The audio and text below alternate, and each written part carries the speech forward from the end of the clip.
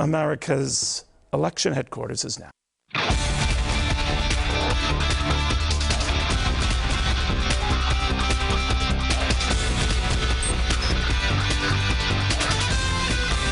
Hello, everyone. I'm Trace Gallagher. Welcome to America's news headquarters. The 5 p.m. hour has a brand new name and a brand new look post-election day.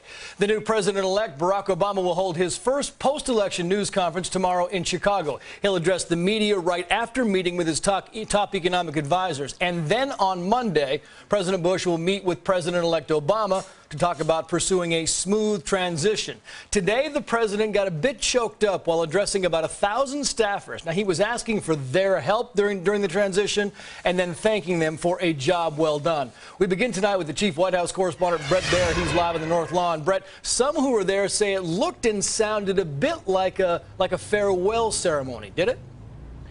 Well, it really did, Trace. You know, he was surrounded by all of the cabinet members as well as the vice president, the first lady, Mrs. Cheney, all there in front of about 1,000 employees of the executive office of the president on the South Lawn. The president started talking out about the transition and exactly what the details will be to try to make it a smooth transition to an Obama administration. But at the end, he talked about his want and need to sprint to the finish line, and he did get choked up. At one point, fighting back tears before working the rope line to thank some of the people who really have been with him, some of them since day one. And Bret, the president-elect making a big announcement today as well. That's right. President-elect Obama choosing Illinois Congressman Rahm Emanuel to be his chief of staff. This is something that Major Garrett first reported yesterday, and the official announcement coming today.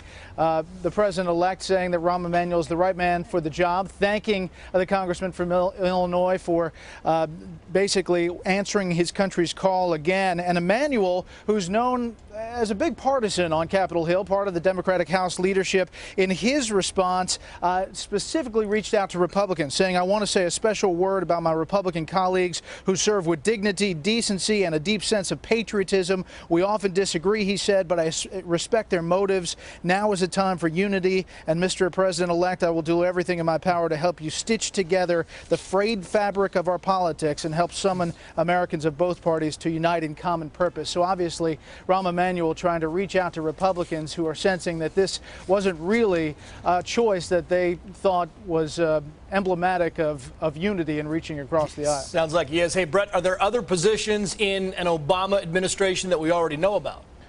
Yeah, we can report that Robert Gibbs will become the new press secretary for President-elect Obama once he takes office. Major Garrett confirming that today.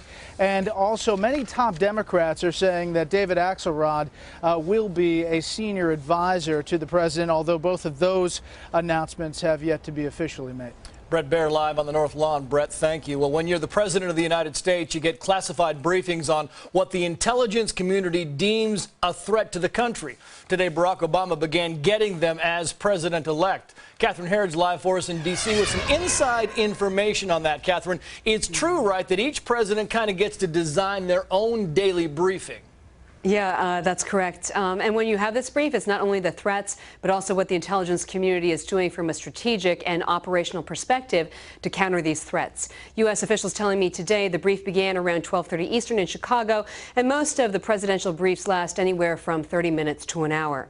Now, to lay the groundwork for the briefs, the Office of the Director of National Intelligence, or DNI, putting together a list of some 13 topics. North Korea, including its ailing leader Kim Jong-il, its nuclear relationship with Syria, China, which is projected to become the second largest economy by 2025. Also, the axis of oil, Iran, Venezuela, Russia, countries emboldened by the high price of oil earlier this year. The tribal areas of Pakistan, where al-Qaeda is strengthening its hold, and Afghanistan. The DNI, the country's top intelligence official, generally gives the briefs to President Bush 6 days a week. And significantly, just 1 week before the election, the DNI offered this insight. My counsel to the next set of players is before you make dramatic change, fully understand where we are and what we're doing. And look at the success, and let us have this discussion and a fulsome description with top secret, limited distribution, covert action, all the kinds of things that we can't talk about publicly.